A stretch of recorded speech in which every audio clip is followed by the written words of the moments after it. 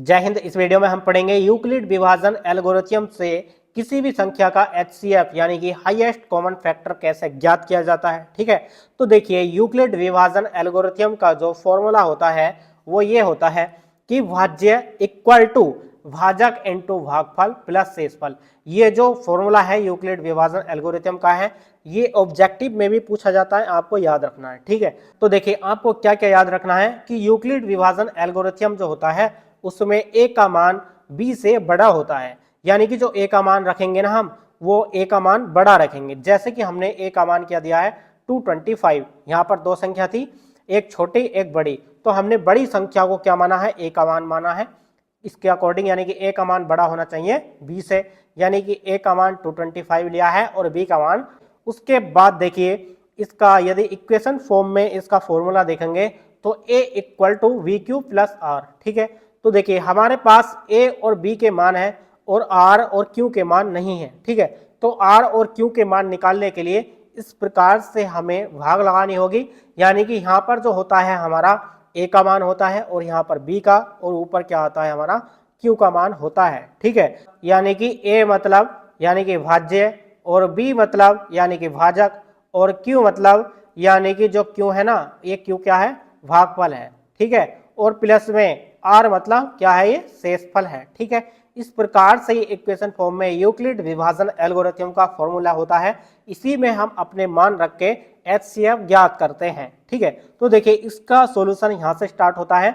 तो देखिए यानी कि ए का मान बी से बड़ा होगा, यानी कि ए का मान जो होगा वो 225 होगा और बी का मान 135 होगा। ठीक है, उसके बाद देखिए यूक्लिड विभाजन एल्गोरिथम से फार्मूला क्या है, A equal to V Q plus R. ठीक है, तो देखिए हमें साइड में एक रफ कार्य कर लेना है या पीछे कर लेंगे। ठीक है, यानी कि हम जो है इस संख्या को तब तक भाग लगाएंगे, जो हमारी बड़ी संख्या है इस संख्या को हम तब तक भाग लगाएंगे जब तक कि जीरो न आ जाए। ठीक है, तो देखिए किस प्रकार से प्रोसेस होता है भाग करने का।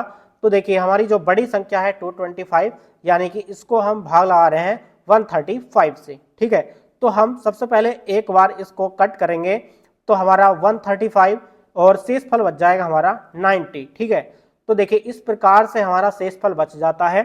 फिर से हम जो संख्या इसके बिल्कुल जस्ट ऊपर वाली होती है उसको हम फिर से भाग लगाते हैं, यानी कि 135 को हम फिर से 90 से भाग लगाएंगे तो फिर से एक बार में जाएगा और यहाँ पर बचेगा फिर से शेषफल 45।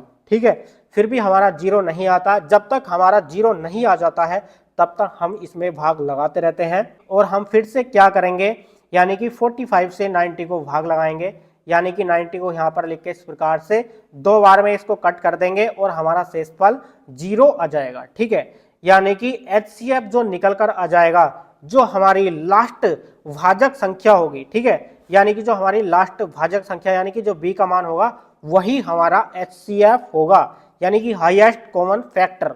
तो देखिए अब हम क्या करेंगे, ये तो था हमारा रफ कर रहे, इसको हम पीछे कर लेंगे और इसी की हेल्प से हम इस फॉर्मूले में मान रखते चले जाएंगे और कई सारे स्टेप इस प्रकार से लिख देंगे। कैसे करना है, जैसे कि यहाँ पर देख सकते हैं, जैसे कि हमने अभी ऊपर बताया कि ए का मान यहाँ पर होता है, बी का मान यहाँ पर होता है और क्यू का मान यहाँ पर, और आर क्या होता है हमारा शेषफल बचता है। ठीक है, यानी कि यहाँ पर देख सकते हैं ए का मान हमने यहाँ रखा है, बी का मान यहाँ है और क्यू और आर यहाँ पर निकल के आ जाते हैं। तो देखिए इस इक्वेशन में अब हम मान रख सकते हैं, हमारे पास ए बी के भी मान हैंगे और आर और क्यू के भी मान है। ठीक है, तो देखिए किस प्रकार से रखेंगे, यहाँ पर देख सकते हैं ए का मान क्या है, ए का मान हमारा क्या है 225 है, लिख दिया, इक्वल टू बी क्यू यानी कि बी का मान हमारा क्या है 135 लिख दिया। उसके बाद देखिए क्यू का मान यहाँ पर क्या है, एक निकल कर आया है तो इनटू में 1। ठीक है, उसके बाद प्लस आर का मान देखिए क्या है, आर का मान हमारे पास 90 आया है, यानी कि शेषफल क्या है 90 है। तो इस प्रकार से फर्स्ट स्टेप में हमारा 90 शेषफल बच जाता है। हम जब तक इसको डिवाइड करते रहेंगे जब तक कि हमारा शेषफल यहाँ पर जीरो ना आ जाए। ठीक है, तो देखिए उसके बाद नेक्स्ट स्टेप में क्या करेंगे, नेक्स्ट स्टेप में देखिए क्या है कि देखिए यहाँ पर ए का मान क्या है, ए का मान 135 है और बी का मान हम 90 है और क्यू का मान 1 है और आर का मान 45 है। तो फिर से इसी इक्वेशन में इन तीनों मानों को रख देंगे। ठीक है, तो देखिए ए बी क्यू आर। ठीक है, तो ए का मान क्या है 135 है और बी का मान यहाँ पर देख सकते हैं, बी का मान क्या है 90 है, इनटू में क्यू का मान क्या है 1 है, 1 लिखा है, प्लस आर का मान देखिए यहाँ पर क्या है 45 है।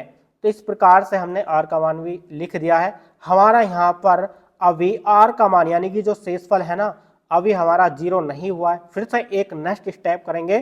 तो देखिए नेक्स्ट स्टेप में क्या करेंगे कि हमने 45 से 90 को भाग लगा दी है और 2 बार में ये पूरा पूरा कट जाता है और हमारा शेषफल 0 आ जाता है। ठीक है, तो देखिए हमारा इस बार ए का मान 90 है और बी का मान 45 है, क्यू का मान 2 है और शेषफल हमारा यानी कि आर का मान 0 है। ठीक है, तो देखिए फिर से हम इस इक्वेशन में ये सारे मान रख देंगे। ठीक है, तो देखिए ए का मान हमारा क्या है 90 है तो 90 लिखा है, इक्वल टू बी का मान हमारा क्या है 45 है, 45 लिखा है, इनटू क्यू का मान क्या है हमारे पास 2 है तो इनटू में 2 लिखा है, प्लस आर का मान देखिए हमारे पास 0 बचा है तो हमने प्लस में 0 लिखा है।